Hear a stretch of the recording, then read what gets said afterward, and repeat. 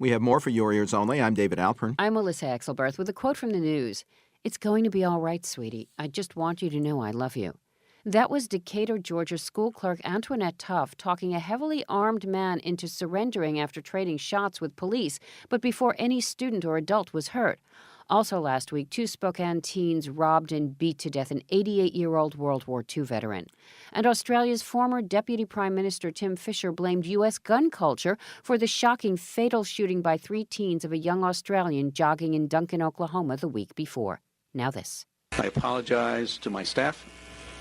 I apologize to the citizens and staff members who have supported me over the years. I apologize to the people of San Diego. And most of all, I apologize to the women I have offended. Back when the number of women accusing him of sexual harassment, or at least crude advances, was in single digits, San Diego Mayor Bob Filner was apologetic but defiant about not resigning. Instead, he said he'd undergo a week of counseling that most experts judged ludicrously inadequate. But the ranks of female accusers continued to grow, including a Navy admiral, a university dean, and an advocate for wounded war vets. And as the number neared 20 last week, Filner finally did agree to step down, with a settlement that will have the city share at least part of his subsequent legal expenses, and with another apology. This time he denied any crime and claimed to be the victim of, quote, lynch mob mentality and a political coup. Also last week, court-martial proceedings moved ahead against a former Army Rising Star, Brigadier General Jeffrey Sinclair, on charges of adultery, conduct unbecoming, and forcing a longtime lover and subordinate to perform oral sex. To discuss the issues of workplace sexploitation raised by both cases against a background of growing pressure for reforming military handling of all too common sexual assaults, for Your Ears Only, we're joined by workplace attorney and media analyst Sonya Madison of Atlanta. Welcome to the program. Thank you, David and Melissa, for having me. The requirements for proving sexual harassment include, quote, severe and pervasive unwanted conduct based on sex.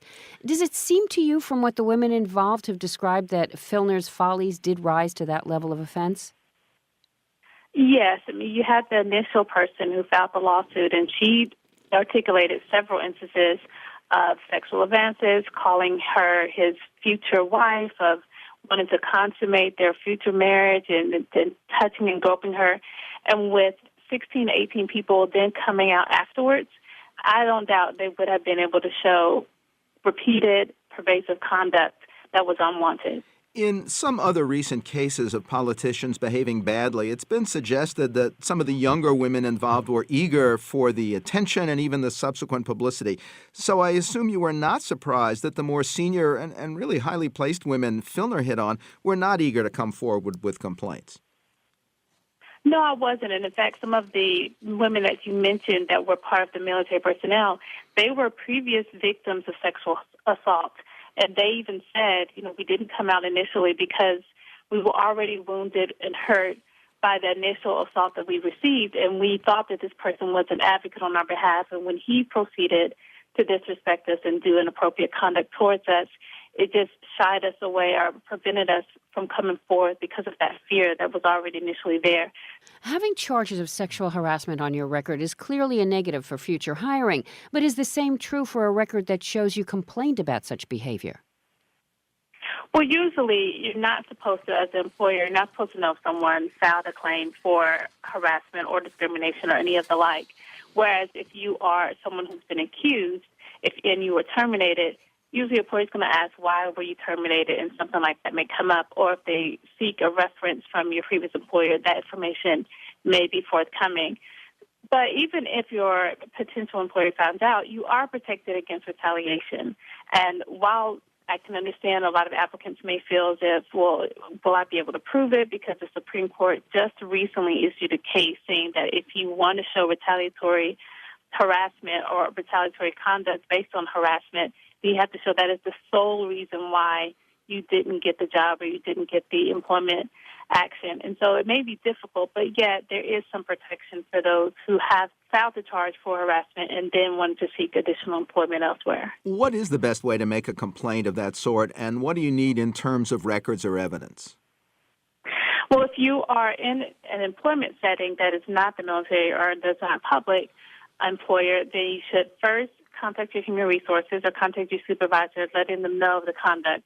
And if that doesn't cause any additional preventions, or if the action is not corrected, then you either should go to the Equal Employment Opportunity Commission, which every state has one, or you should seek an attorney. An attorney can then file that charge and do some investigation, or decide to just go forth with the lawsuit. How long do you have to file such a complaint?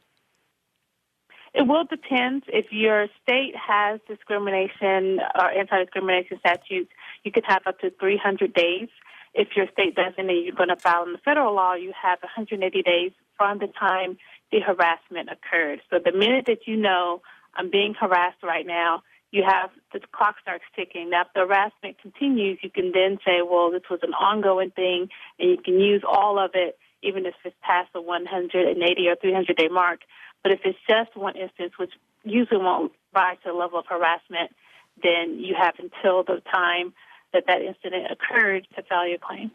Switching to the problem of sexual harassment and assault in the military, which of the approaches that have been considered by Congress would you think most effective? Having military prosecutors rather than commanding officers decide what cases and charges should be brought at the start, or having such experienced prosecutors preventing a commanding officer from dismissing a guilty verdict once it's been handed down?